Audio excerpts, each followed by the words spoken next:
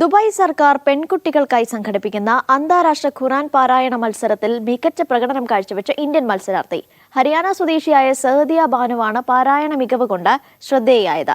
കോഴിക്കോട്ടെ മർക്കസുൽ ഫാറൂഖി അഖിലേന്ത്യാ തലത്തിൽ സംഘടിപ്പിച്ച മത്സരത്തിലൂടെയാണ് സഅദിയ ദുബായിലേക്ക് തെരഞ്ഞെടുക്കപ്പെട്ടത്.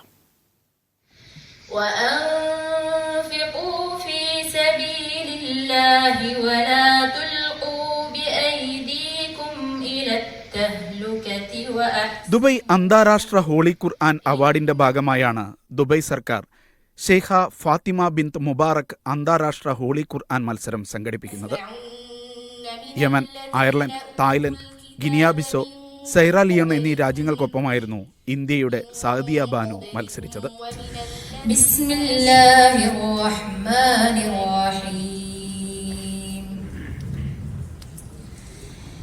يسألونك عن الأهلة قل هي مواقيت للناس والحج.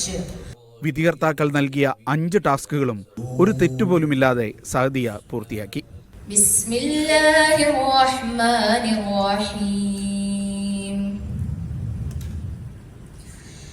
ഇന്ന ഹാദിഹി ഉമ്മതുകും ഉമ്മതൻ വാഹിദതൻ വഅന റബ്ബുകും ഫഅ്ബുദൂൻ. മത്സരം കഴിഞ്ഞ് പുറത്തേക്ക് ഓടിയെത്തിയ സഅദിയ നിറകണ്ണുകളോടെ പിതാവിന്റെ നെറുകയിൽ മുത്തം നൽകി. ഖുർആൻ പൂർണ്ണമായും മനഃപ്പാടമാക്കിയ പിതാവ് ഹാഫിൽ മുഹമ്മദ് ഇമ്രാൻ ഖാൻ തന്നെയാണ് സഅദിയയുടെ ഈ രംഗത്തെ ഉസ്താദും വഴികാട്ടിയും. മികവിന്റെ ക്രെഡിറ്റ് പിതാവിന് നൽകുന്നു ഈ മകൾ. And I have completed my Quran at the age of 11, alhamdulillah, with my father only. And he's the only one who I will thank him at the first and at the end. And before of all this, I will thank Allah. ഹരിയാനയിലെ മദ്രസ അധ്യാപകനും ഇമാമുമായ മുഹമ്മദ് ഇമ്രാൻ ഖാന്റെ 7 മക്കളിൽ 6 പേരും ഖുർആൻ മനഃപ്പാടമാക്കിയവരാണ്. 5 പെൺമക്കളെ ഖുർആൻ പൂർണ്ണമായും മനഃപ്പാടമാക്കിയ ഹാഫിളമാരും ഏക മകനെ ഹാഫിളുമാക്കിയ പിതാവാണ് ഇദ്ദേഹം. 7 बच्चों में से तकरीबन 6 बच्चे हाफिज हो चुके हैं. 5 बेटियां भी हाफिजा हैं माशाल्लाह और एक बेटा भी हाफिज है. 6 तकरीबन हाफिज क़ुरान है और बेहतरीन अच्छा याद है उनको. और सब घर में ही पढ़ते हैं, मैं ही पढ़ाता हूँ या तो वाइफ हेल्प करती है मेरी.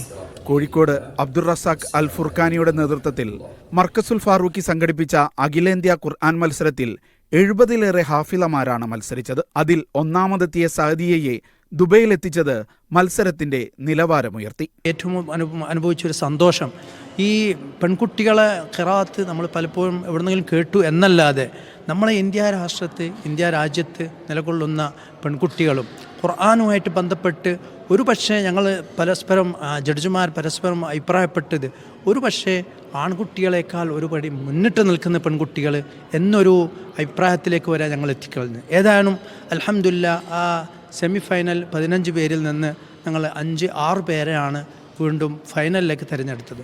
അന്താരാഷ്ട്ര മത്സരമാണെങ്കിലും ചോദ്യങ്ങളെല്ലാം എളുപ്പമായിരുന്നു എന്നായിരുന്നു സഅദിയയുടെ പ്രതികരണം.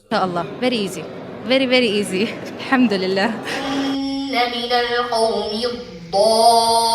7 ദിവസം നീളുന്ന ഈ അന്താരാഷ്ട്ര ഖുർആൻ മത്സരത്തിന്റെ ഫലം ഈ മാസം 13-ന് പ്രഖ്യാപിക്കും.